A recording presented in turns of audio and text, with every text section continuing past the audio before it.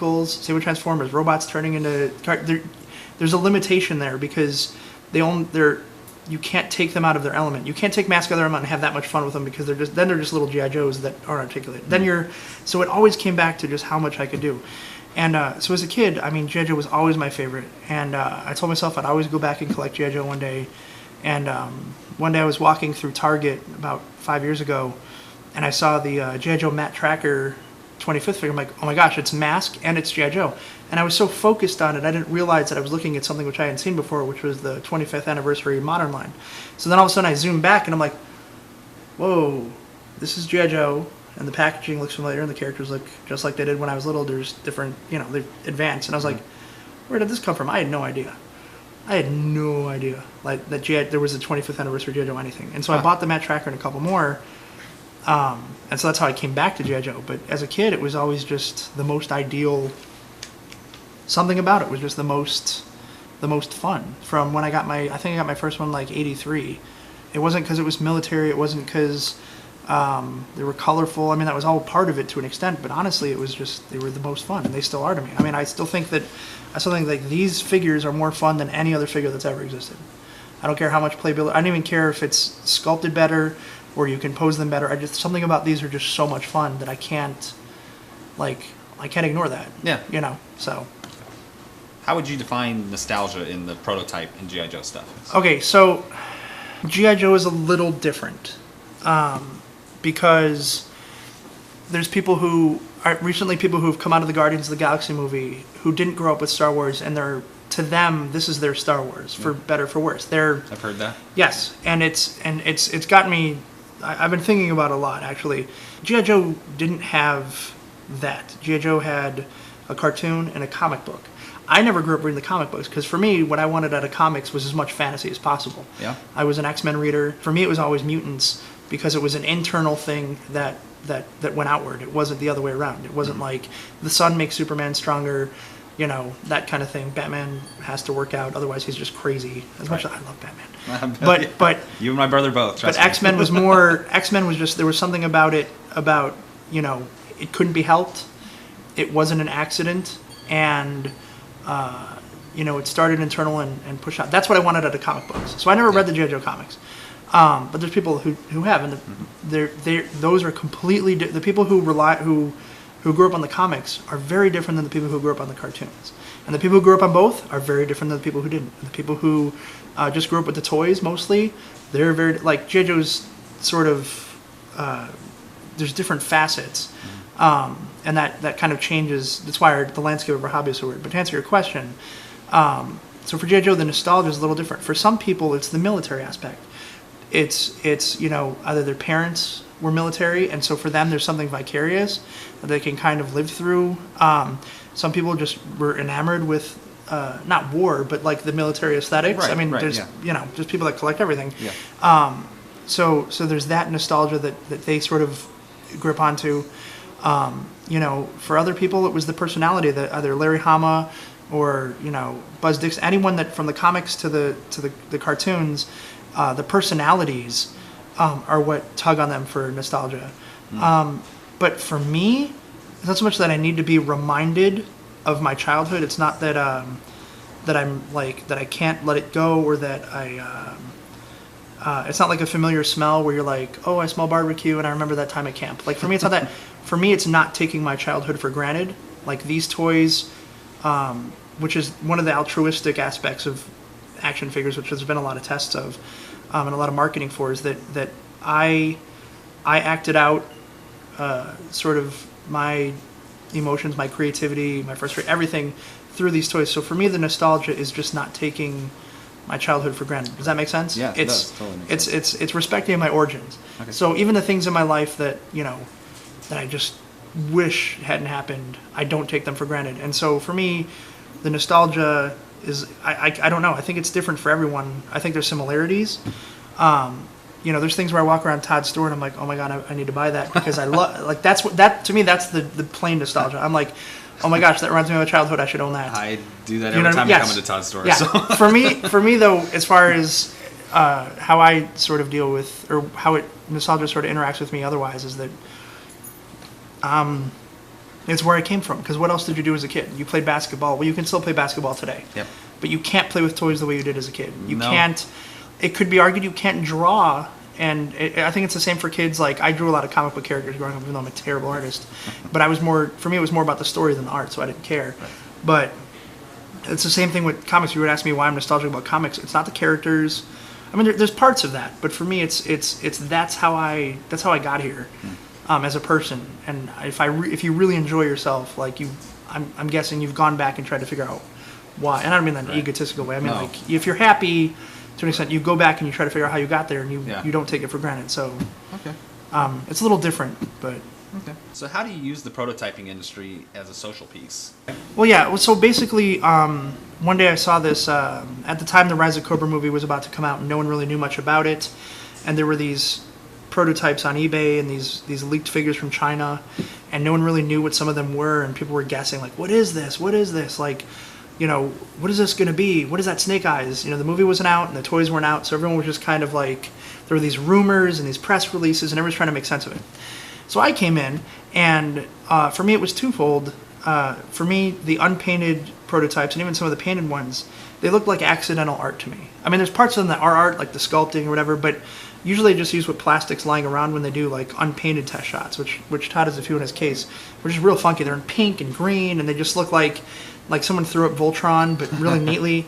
And so for that, there was this sort of accidental art to it, which I really appreciate. I was like, oh, that's really funky. Like, I like that for what it is. But at the same time, I was looking around at all these people and all the confusion. I was like, I'm going to buy a couple of these so people can get an idea of what they're... Because no one else... I mean, some people were bidding on them. Some people were hesitant.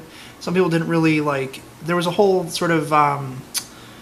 there was a history of prototypes from China from the earlier eras of G.I. Joe in the 90s and 2000s that had caused a lot of confusion and chaos and anger, and actually had split the hobby. Wow. Hasbro would say... So, for example, without getting too much off topic, in the 2000 era and like the late 90s stuff, things would come out of China and Hasbro would say, no, that's not ours. Someone's making those. And terms like Midnight Chinese, and I'm being told there were 67 Snake Eyes, by the way. So Snake Eyes is 67 celebrations of costume. Now, some Snake Eyes have paint on them. That's not fair. Right. But there's a lot. Anyways, so like we'll just roughly call it like the 2000 era, these things would end up out of China and whatever, and Hasbro would take no claim. They would say, "Oh no, they started being called Midnight Chinese or lunchtime specials. Someone in China's just making those on their lunch break. We don't endorse those, whatever." And so half the hobby would go, "I don't think that's right," and the other half would go, "See, it's not real." And it caused this chaos where forums would post these things for news, right, and Hasbro would send them cease and desist or say, "You can't post this anymore." So at the time, Hasbro was a lot closer to the hobby in that regard. They were having more conversations with us. Okay. I wasn't around. And so that kind of starts there, where there's this like uncertainty when it comes to pre-production. So I was like, I'm just gonna buy some of these things, and maybe people can make more educated guesses. So I bought like these test shots from China, or these unreleased figures that, well, so far unreleased, and I'd post pictures. Now most people would take an action figure that they got, like a rare thing, and take a picture of it and go, "Look what I got." Wow. Well, I would get them from China, and I would play with them and take pictures. So I would take really crazy pictures of them with like ketchup splattered behind them, and even though they're these like prototypes, like because there was nothing else. If nothing else, there were no painted samples for some of them. Some of them were just these unpainted, figures, whatever. But I was having fun with them because I was telling people, I was like, this is what your toys are going to look like in a year, and this is what going to look like when you play with them. Whether you pose them, whatever. I took it to a different extent. So people, I just kept doing this. I kept getting everything first. And I mean, there were people who were like, "Oh, he just wants to be the first one to have everything." And honestly, that's part of it. It's not like an egotistical thing, but if you're doing a documentary, right, if you have a blog or you're a journalist, and that is what you do, you have to be the one to get them first. That's what promotional things are. Now, these weren't officially promotional. It's not like Hasbro is sending things out to people. Right. But the idea of it, some people get, comics from IDW or whatever first, or Marvel, so they can review it. For me, we don't really have that. We don't have Hasbro sending out toys to people to review, so we have to make do. And so for me, from a journalistic thing, it was to be responsible. I just wanted to be the first person to get everything because I had already started doing that. It was a consistency thing. it was not like I felt a responsibility, like it wasn't that serious, but it was, I'm already doing this. People are appreciating it. I'm just going to keep doing it. So despite the detractors who were like, oh, he's just looking for attention, I was like, no, but the attention helps because then everyone gets to see it. They get to make a more informed, decision about toys that are coming out. And honestly, there's things that I've posted that were long canceled that because they got so much attention, they went through and made them anyways. So I've actually been able to affect the brand in that regard. No bragging rights attached. It's just been, like this art, for example. I found this art when I first met Bill Merkline before my first G.I. Joe convention. No one had ever seen Blowtorch in green before. So I brought this back from Bill's house after JoeCon, put a picture of it online. It got so much attention that Hasbro went and did a repaint of this of Blowtorch and the Pursuit of Cobra line. It never got released. But the past was able to affect the future. That's cool. I can't take that for granted. Right. I can't take credit for it. It's not like I was like, hey, what if they made this? But I'm connected to it, and I care about that. Like, I'm happy. So, anyways. That's awesome. Long story short, which actually goes back to that first JoeCon. I had met Sam Damon and Jason Wells. And Sam Damon is the founder and owner of Joe Declassified. And Sam is sort of the second in command, if you will, although it's pretty equal because, we don't really have like a structure in that regard. Right. But if you had to, they'd hate me for saying this, but if you had to, this thing. Anyways, Joe Declassified is this not-for-profit organization that wants to put some transparency on the history of G.I. Joe, on the hobby of G.I. Joe, whether it's rare stuff, international stuff, paperwork, folders, books, stories about the hobby, prototypes, you name it. It's something that Joe Declassified tries to embrace, without bias. So even if there's a prototype of something that no one likes, we try to be responsible about it and present it because someone might. So Joe Declassified, at the time they were setting up this booth at G.I. Joe at JoeCon, like the main G.I. Joe convention, and they'd done it a couple years, and then they would put out a magazine about a certain aspect of G.I. Joe's history or about foreign releases, rare items, stuff like that. And the idea was to sort of give the hobby back to collectors because there was just a lot of chaos. And so Joe Declassified was like, well, this is something that they could do to give back to the hobby because of how unique the things that they deal with are sort of everything that's contained within is so unique that it can tell a story, it can tell the story, it can make you appreciate somewhere, it can elevate the conversation that's in the hobby. And I got introduced to these guys, and a year later, before the next JoeCon, I got called and said, hey, do you want to help run the Joe Declassified booth? And I was like, oh my gosh, yes. Like, I would love that. Wow. And so I decided to, I had the ability, and was the most willing, I guess, to take it a little further. So I started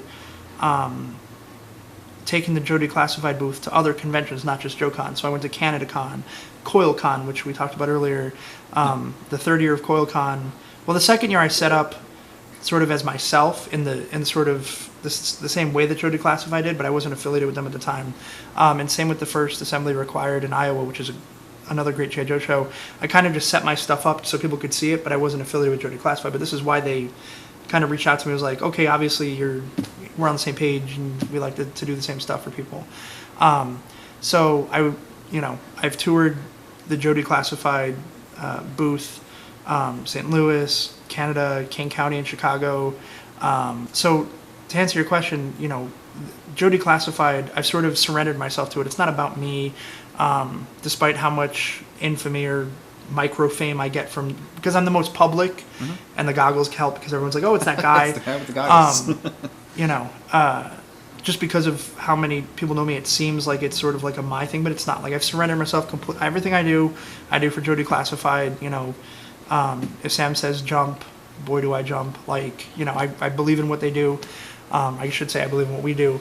Yeah. And so for us, it's you go to a convention, and you're there to buy stuff or to get the exclusives or to hang out with your friends. We try to give people something else. So we set up this booth, and everyone brings parts of their collection, whether it's prototypes or rare foreign stuff or molds or paperwork or just odd licensed item you don't get to see in person all the time, just so people can can sort of experience that. We don't allow photos or video because we want it to be exclusive to your experience. It's not like there are people that donate stuff to us that don't want photographs on the internet of their stuff, but for the most part, it's supposed to be for you. You came out to the convention. So a lot of people are like, well, that's not fair. I wasn't there. So I've tried to go to as many places as I can afford that will take me, or, a group of us, and do this. And people will actually send me pieces from their collection. They'll send me $30,000 worth of artwork to bring for a day and trust me with it because they know that I'm going to, take care of it, whatever, and then I got to go mail it back. But, so yeah, to answer your question, for me, it's like I said earlier, this kind of stuff can help elevate the conversation. I've seen people walk out of a Joe Declassified booth, whether I'm there or someone else is there, and just be like, wow, okay, like, I kind of care again. Like, there's people who have literally just been on the verge of just like, I'm done. And then they see something and it kind of brings them out of it. Or like they see something that surprises them, or see something that makes them care about what they're doing more. There's people that have just, that have actually, helped volunteer with Declassified because of Declassified. They've just been like, I want to be a part of this because this made me feel better or different about my hobby and about toys, whatever. Like, what's the passion like for the people who collect G.I. Joe and or prototypes? Oh, well, for G.I. Joe, it's like, G.I. Joe's different because G.I. Joe was a very cheap action figure. And there were a lot of, it was something that a lot of the sort of low-income kids, the families bought. And so there's people, that wasn't why they bought it, but it was a great toy that was also, and there's definitely some of that has, this is what I had as a kid, and it means a lot to people who maybe couldn't afford a lot of stuff. On the other end of the spectrum, there's, the passion comes from the fact that G.I. Joe, how many lines can you say G.I. Joe is 50 years now. How many toy lines can you say have 50 years under the belt? Transformers just hit 30. Wow, Barbie's the only and Barbie was never marketed really in the same way. Barbie was probably role play before it was toy, which is kind of, it kind of goes back and forth. So there's so much in that 50 years that people, there's a split between 12-inch and 3 3/4-inch collectors, but at its core, it's, at the end of the day, it's just G.I. Joe. Wow. And I think that the fact that it's one of the only toy lines that has 50 years under its belt and has been so influential, I think that is a large part of the passion aspect of it. Like, how do you think that collecting prototypes can help preserve the history of these things? Prototypes can answer the questions that the toys cannot. Prototypes can tell the story that the toys cannot. And while they're just toys, they're just toys. Let's be real clear. First of all, this shouldn't still exist. It should have been destroyed. That should have been destroyed. We shouldn't be sitting here talking about something that was, these were not created for us to collect. When you see collect them all in the back of a 1980s package, that is to get you as a child or your parent or parents to purchase them and make Hasbro a lot of money. But you can't change the fact that people now collect these things, and now there are adult collectibles. Yeah. So collecting prototypes, they give you the who, what, where, why, and when that something exists. Now, some people don't care. There's people who could care less. I have friends who respect what I do, but they could care less about a prototype. To them, this is a Buck Rogers figure carved, sculpted in clay and painted on. It's not the very first G.I. Joe prototype, which it technically is, but they don't care. Right. They don't care. They don't care that this is why they collect G.I. Joe. They could care less. And I love them dearly. It doesn't, to me, I don't, it's, you collect the way you want to collect. But prototypes, they tell that story, that looking at the toy, you're like, oh, wow, they even sculpted the wrinkles on his butt, and why doesn't this move, and why, from articulation to aesthetics to character creation, one prototype can tell you so much. And I think that if you introduce certain people to that aspect, they begin to understand more. These things were created for 3 reasons. 1, so that you would spend money on them, or your parents would spend money on them. 2, so that you would buy more of them. And 3, so you didn't choke on them. Yeah. And, prototypes can answer all of that. Prototypes can answer, most questions that you have about what you love. And maybe why you love them. A lot of it's marketing. A lot of the reasons they were done a certain ways so that you could not resist. And there's a psychology there. I actually have a 1987 Hasbro marketing research guide where they sat a bunch of kids down. And this book actually predicts the end of toy lines that showed up in that died in 1988, like Brave Star. And, Brave I mean, Star. it really does. It really says, kids are like, well, I don't like that. And you'd think that a small group of people in, one or two little towns that are kids, I mean, kids don't really know what they want to an extent. But, wow, there's things in here that are just oh, and so it's stuff like this that, it tells a story. And, telling stories is kind of why you play with toys anyway. So this is telling the adult story of that. Okay. That these toys didn't make themselves. There were, artists, designers who sat there and literally bled. Like Guy Cassaday talks about how much styrofoam he inhaled sculpting Serpentor's chariot. That's poison. He poisoned himself so that you could play with a toy that you might not even remember now. Wow. That's sort of the story of prototypes. Is it interesting to some people? Like I said, other people could care less, and that's fine. Everyone that's like that in anything. Exactly. Yeah. Yeah. So how many prototypes do you have? Not a lot. I'm really picky. Really?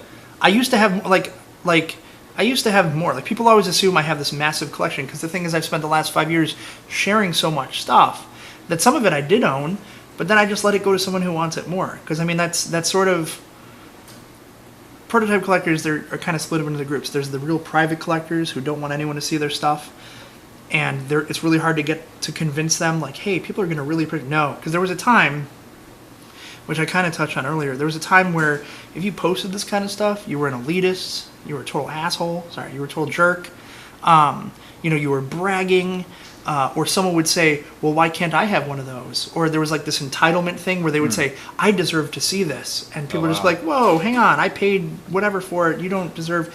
And there's always an entitlement attitude to everything. Huh. It's in the music scenes, it's in the, I should have this, I should have it for free, I should be able to see it. It scared a lot of people away. So those are the private collectors. Then there's the people who are willing to share and that kind of thing. But honestly, the secret to kind of networking in this hobby is saying, you know what, Gary has all this stuff for. Here we go. Well, there's 2 down, 3. Gary has all this stuff for Desert Scorpion. So when I find something for Desert Scorpion, it'll go to Gary. Gary has, I have a bunch of stuff for the Night Landing. So when Gary has. Gary has the Night Landing prototype. So when I find Night Landing, so it goes to Gary. And so when I find stuff, I'll be like, wow, that's really cool, but my friend has this. That's really cool, but you know what? I know someone who has we call this a run. So when you have multiple pre-production items that tell the story of how one character got created, we call that a run. So, my friend has a Snake Eyes run, or my friend has a Road Pig run. You kind of want it to go to them, because in return, they're going to look out for you. So I don't have a lot because for me, as long as I'm first of all, I'm really picky. It has to be something that I'm attached to. If I had never met Bill Merkline, this would be a really cool 2-up to have. But because Bill's a friend and family to me, right. I love that I have one of his original sculptures. This obviously, I love having that and I never get rid of it. But right. I don't need to have. I personally don't need to have. Every prototype I come across. Otherwise, this table would be full of just stuff that it's great, it's fantastic, and I appreciate it for what it is, but I wouldn't have an attachment to it. Right. But people always assume I have all these prototypes and then I have this crazy collection. I'm like, no, I'm just a picky individual. I don't buy every DVD for every movie I like. I don't buy every CD for every song I like. Right. I'm just very I'm just picky in general. So I every year I shrink it down more and more until I'm happy with what I have, until I find something I need to have. So no, I don't have a lot. I mean, this isn't everything, but this is all the not big stuff, and I didn't bring any modern stuff because I don't think it's important, but I don't think it's as interesting as the vintage stuff. Yeah. It's interesting on its own level. Right. So. How would you say perceived value plays a role in prototypes in G.I. Joe? The cliche of it, but it's not even really cliche. Just the basic of it is that things are only worth what someone's willing to pay.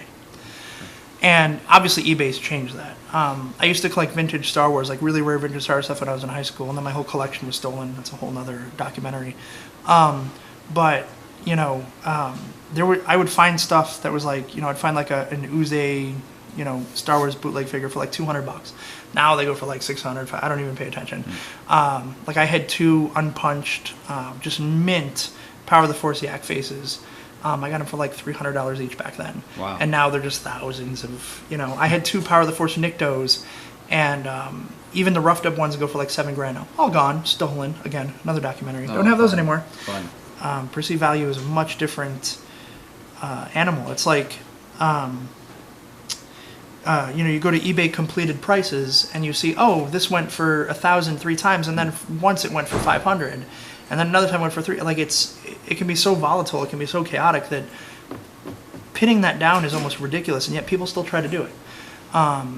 Perceived value with prototypes, like we kind of talked about earlier. Like, there's people who think this is kind of worthless because it's not a G.I. Joe, but there's other people who think it's invaluable because it is. Right. It's the first real American hero. Yeah. It's another example is packaging artwork. So the big paintings that they would do, and then they would make transparencies of them like this. Like someone would do the painting of the Locust, and then it would end up on a transparency. And this you could put on any packaging, any catalog, any T-shirt. You could do whatever you want with this. You could still do it today. Okay. You could recreate the packaging art, other than the background, obviously, for the Locust using this. That's really cool. I've never seen one of those before. Oh yeah, I got one for Ice Cream Soldier, and then I have one in here for Toxo Zombie.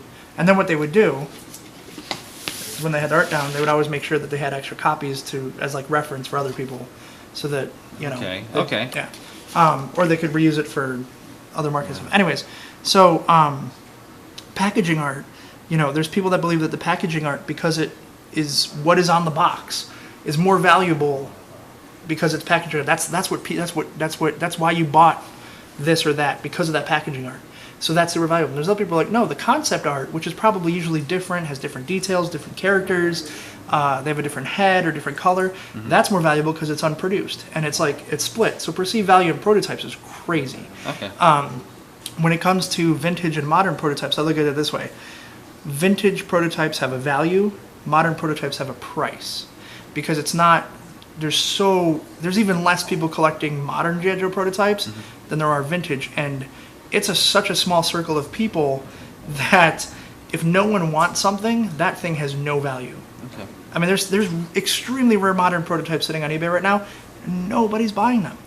Not even the people who have the money to do it. Wow. Not even the people that would buy it just cause. So it's perceived value is like this. I mean, I think you can pin down certain things, like you should never pay this much for that. But at the same time, there's things that I've overpaid for because of who had it. I'm one of those people that thinks that certain collectors have sort of reached this level that if you get something from their collection, it kind of means more because they've preserved it. They did the footwork, even if it's not a prototype. It's just they like, for example, this woman, Ere Devon, who's widely considered one of the most, if not the most famous G.I. Joe collector, who just recently sold her entire collection. If something comes out of Ere Devon's collection, that means it was preserved. It wasn't collected. It was archived. In some pre-production circles, there's people who think that if you don't see it, it's worth more. There's other people who think if it's public, it's worth more because everyone knows it exists. Then there's people who think that if it was published in a magazine, like any toy magazine, that it's worth more because it's been archived. And that's kind of where I come from when I say that, if it came out of Ere Devon's collection, or if it came out of someone like my friend Kevin Watts' collection, I do think it's worth a little more, even if it's not, because to me, it was preserved. It wasn't collected. It wasn't. I see what you're saying. It wasn't kept in a bin because it was in a bin. It was in a bin because, Kevin Watts is also a G.I. Joe historian. Ere Devon's also a G.I. Joe historian. So I mean, perceived value it's all over the place. Does your collection define you? No. No. No, I could walk away. If someone came in here right now and said, I'll give you whatever for all this. The only thing that would stop me was offering it to my friends first. I'd be like, well, hang on, because I'd feel a responsibility for people that care about it. Right. But honestly, it doesn't define me at all. Like I said earlier, it reminds me how I grew up, and especially the prototypes remind me that there was someone behind, that there was always an adult making my toys, which you obviously don't think about, and most people would take for granted. But there's these professional artists that that did this. And I don't think it defines me at all. In fact, I would argue that I define my collection. That because you collect it, it doesn't define you. You define it. Now, obviously, there's examples of people who can't resist, whether it's like a hoarder mentality or like an impulse thing. Then I think your collection starts not defining you, but sort of mirroring you. But I would argue that I define my collection because of how picky I am. It might be different for someone else. A friend of mine, Chris Murray, he likes to have one of every step in the pre-production process. Like he has like a napkin sketch, and then he has I helped him get some unused Hasbro wax, like bricks of wax. He wants to have one of every step in the process. But that's it. If he doesn't really, at the end of the day, I think he'd be fine if he got rid of anything. If he had, he has more than one 2-up, but he doesn't feel like he needs to have more than one. So in that respect, I think he defines his collection because he has a focus. Okay. But there's probably people out there whose collection defines them, and that's because that's their end of the eccentric spectrum, or that's their end of existence. That's fine. I don't think there's anything wrong with it. I could see Just that. for me personally, I think it goes the other direction. Okay. So what will happen to your stuff? I mean, do you plan on leaving it to your children? Do you? If I had, I'm sorry. Go ahead. I didn't mean to cut you off. All right. Kind of. I've touched on it a couple times. I would want this stuff to go to the right people. There's certain stuff like this. I know one of my friends just has a ton of 2-ups, and he would of course want any 2-up. But at the end of the day, if he was like, I don't really want to pay for it, or I can't afford it, I'd just throw it on eBay. It doesn't matter. Something like this, I would want to go to someone that I know would bring it places and let people see it. Okay. Would not let it get forgotten. It would be like the last thing they would sell. Mm-hmm. Something like this, I'd like to go to someone that had a Star Brigade focus. It's one of those things where I like. What I've kind of been repeating is that I feel responsible for this stuff, so I would want to be responsible with it. Makes sense. So, if I got cancer tomorrow, I'd be like, oh, well, I'm going to die, so, burn it with me or something. No, I'd want it to go to the right people. And if I couldn't, I honestly, again, I could just walk away from it and just be like, oh, you can have this. So, okay. Now, I'm not going to lie, there's probably part of me that just for a social experiment might want to destroy one on camera or paint it silly, but chances are I wouldn't do that. I guess it depends how far along the cancer was. I guess so. Will you ever stop collecting prototypes? Stop collecting in general, or stop collecting prototypes? Yeah, I mean, the reason I stopped collecting Star Wars is because all my Star Wars got stolen, and I told myself I'd never collect anything ever again. Even though I'd promised myself I'd always go back to G.I. Joe. Mm-hmm. But, would I ever stop collecting prototypes and collect other stuff? Probably not, because once you've gone this deep, it's hard to go back to the normal stuff. It's really hard. I mean, there's times where I'm just oh, if I got rid of this, what would I still collect G.I. Joe? Because once you get to this end, you're just kind of I love G.I. Joe no matter what, but I also love not G.I. Joe. Right. But as far as prototypes go, I would never look at my collection the same way. Now, if I quit collecting, I would still go to JoeCon, because I'd still come to Kokomo whenever I could, because, the friendship's more important than anything. Right.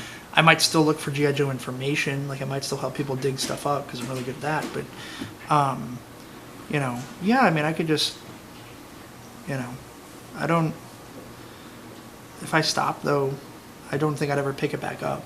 If I got rid of this, would I ever be I'm going to be a prototype collector again? It'd be really tough. I'm kind of the same way. I mean, if someone were to come in and steal, or my house burned down, lost everything, I don't think I would start collecting the same stuff again. I just to say I did it once was enough. Especially with I have a huge Nintendo collection. I'd probably just put it off as I did it once. It was fun. Yeah, it's either do something else or whatever. It's tough because I've spent so much time bringing my stuff everywhere that I don't even get a chance to display it anymore. After this, next weekend I've got to go to a local show in Chicago, and after that is CoilCon in Indianapolis. After that is Iowa. After that is Rollout Roll Call in the UK. After that is Iowa Assembly Required in Iowa, and then it just starts again. Then JoeCon comes. So for me, I'm just I've spent so much time and spent so much money traveling and touring my stuff or having my friends send me stuff to tour their stuff too, and like, or just everyone coming together that like I don't even, whether it's getting information to write articles for the Declassified magazine, or I started the Joe Declassified podcast.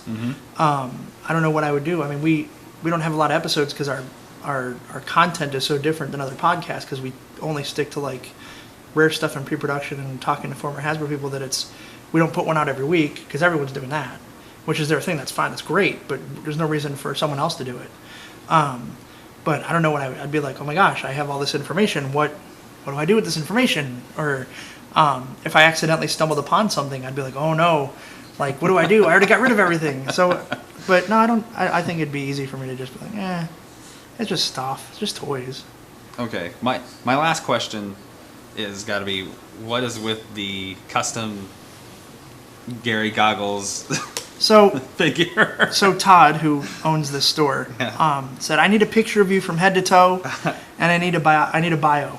And I thought it was for the CoilCon website because I was a guest that year. And I was like, oh, okay, fine. So I took a picture of myself head to toe, and I wrote a file card. But what I did was I took all the mean things that people say about me. Okay. And then I took the way that, without the finesse of Larry Hama, what it is, took the way that the Viper cards are written, and I put the two together. So instead of having all my Viper qualities be like why I was a good Viper, I took all the things that people call me, like smug, elitist, arrogant, and all that, and I put it into there to sort of own up to it, because that's, what else are you going to do with it? I mean, you just got to laugh it off. So I give him this information thinking full well it's for promoting CoilCon. And next thing I know, there's an action figure of me with a file card and my photo, and it's being raffled off to pay for the porta potty at CoilCon. Was it 3? CoilCon 3. So it went for like $300 on eBay. And he made, how did you make? 7, 10, 5, 12? And so then they raffled the rest off at CoilCon. That's awesome. And how do you get one made of yourself? I don't know. He I mean, we know a lot. I mean, obviously, there's a lot of customizers in our hobby who do this kind of stuff. And this isn't the first one. This is the first one that one of my friends did without telling me. Other people have. I once got a package in the mail unmarked, just addressed to me. It was a custom someone did of me. Wow. Someone's done a cast of my head to sell to people. Like, that's sort of the micro fame that comes with doing this. Like, how many followers do you have? Well, there's a reason that people hate me, because they just think the worst of me when my friends do things like this. So it's funny because when people first saw us, they're like, oh, why does he get an action figure made of him? I'm like, I didn't do it. And then he's got a cardboard cutout of me in this outfit that he did life size. Okay. And of our friend Gary Godso, who's another very popular G.I. Joe collector. And I didn't ask for it. I didn't ask for other people. Like, I have like 3 or 4 customs people have made of me. That's awesome. People have made. One guy made a custom of me, and he made sure to message me and say, "I made this of you, but I'm keeping it for my collection." I was like, "Okay, that's fine. All right, that's fine. Whatever. It's a voodoo doll. I don't care." Now Todd wants to raffle off that cardboard cutout. I assume so that my real fans can throw darts at it or burn it. I'm sure it'll be floating through a bonfire at some point. But yeah, so this was Todd's, I guess. Trolling love letter to me, and I love it. I appreciate it for what it is, but it did make things more difficult because when you're as public as I am, a lot of people are going to assume the worst, or they're going to misunderstand. The internet is full of people misunderstanding other people, and even some of my best friends now, they used to hate me because they didn't understand. Not hate me, but they didn't like me.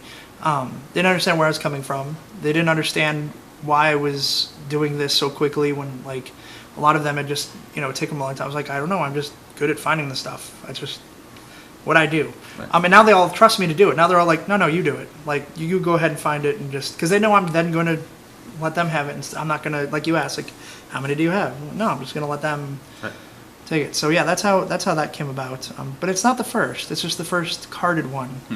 I see. And I have a few of the others that people have made for me, or they've made that are supposed to be like an essence of me. They're not. Some of them aren't supposed to be me. They're just supposed to be. I don't know. It's hard to explain. Yeah. Like some of them are like troop builders, but I got you. I don't know. So that's where that came from, and that's what happens when you put yourself out there. It can go both ways. It's cool. So, how much have you ever seen a prototype go for? There was a piece of packaging art for the Wolverine on eBay that was at like 22 grand, and I think it sold for 18. That's pretty high. Wow. Packaging art's different though because it's so rare. Because Hasbro still has a lot of it. My very first JoeCon, when I first met Bill Merkline and first met the guys from Declassified and a lot of other people that are now my best friends, Hasbro let everyone come out on like let everyone into Hasbro for a tour. Let all this packaging art out from their vaults, and that stuff's extremely rare. And so the packaging art went for like, I think the final price was like 18 grand from what I understand. It didn't go for the full 22, and that's pretty high. There's a couple 2-ups out there that have like 12, 13, 14 grand price tags on them. The problem with that though is we don't know if they're really for sale. We don't know if they really exist. There's people out there who they'll find out I have this or something, and they'll go to you and be like, if you don't know I have this because it's in a private collection, they'll go like, hey, I can get you this for, whatever, $5. And you're like, oh, okay, and you give them $5. And then they come to me and say, hey, I've got $3, and that's $2 more than it's worth. And you're like, yeah, without realizing that you just made $2 on it, or I made $2 on it. Right. And that happens a lot. So it's hard to pin down how much of that price on some of these things are actually someone inflating them to make a profit or so they can buy some stuff. So it gets tough the rarer or more iconic or older it gets. It's tough to pin down. But as far as packaging art seems to be the high thing. One of the things we recently found out that there was like 3 of us that sort of, in short, I had found 3 2-up heads, and one of them dated the other 3 heads. So all 3 heads were from 1981, except one head we still haven't been able to identify. It's an unknown G.I. Joe. Huh. And the other head was Thunder, who came out in 1984, except we could date all these heads at 1981. So it proved that Thunder was originally sculpted for the 1982 line. So we did this panel at JoeCon last year, and doing prep for this panel, I was like, let's see if we can figure out what's up with these heads being 1981, but obviously Thunder being released 3 years later, and who this unknown head is. So we sent out some feelers to some sources who we normally wouldn't go to, and we got back images of Breaker and Zap with completely different heads.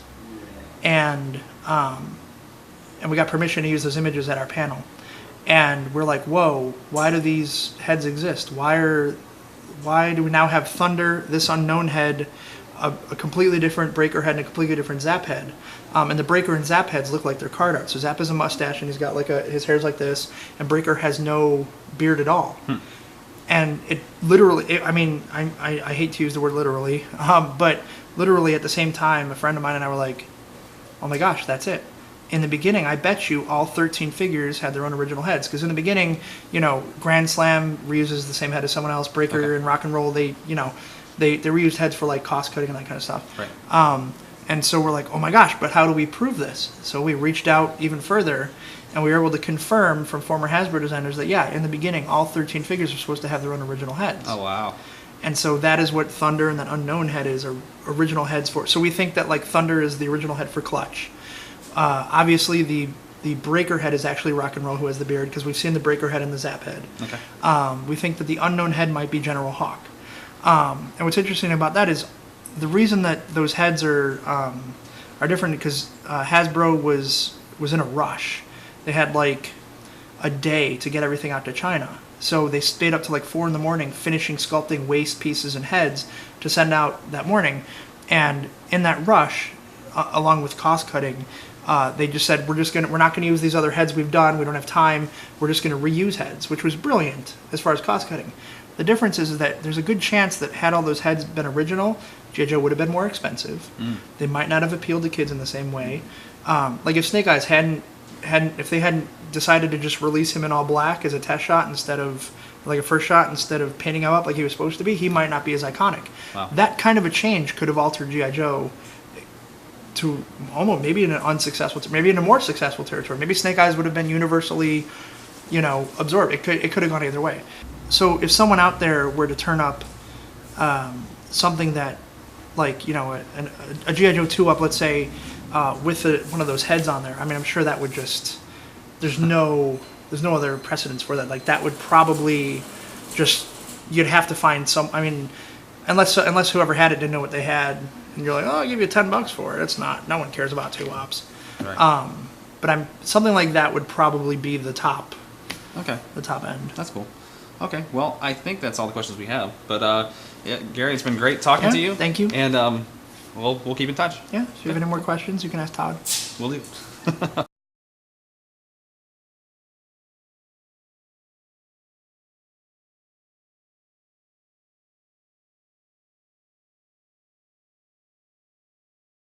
But I pretty much, I grew up, bought every G.I. Joe that I could. When I first started collecting, I was just buying everything. And, I still support the brand, but normally now, if I go out to the store and I buy a bunch of new figures, I'm supporting the brand, but then what I do is I turn around and I give it away in raffles at conventions like CoilCon or Iowa's Assembly Required or JoeCon, because I don't need that stuff. Because this stuff has taken up so much of my energy and time. I had to spend a lot of time catching up with this stuff because there were people that have been doing this much longer than me. And in order to catch up, I had to just focus. So I'll go out and I'll support the brand, but I don't really collect the store stuff. Right. Not because I don't like it, and it's not like I feel like I'm above it. It's not like a crazy elitist thing. It is actually because I spend so much time digging into this stuff. I wouldn't even have the time to respect that stuff for what it is. I wouldn't even be able to dedicate myself the same way other people do.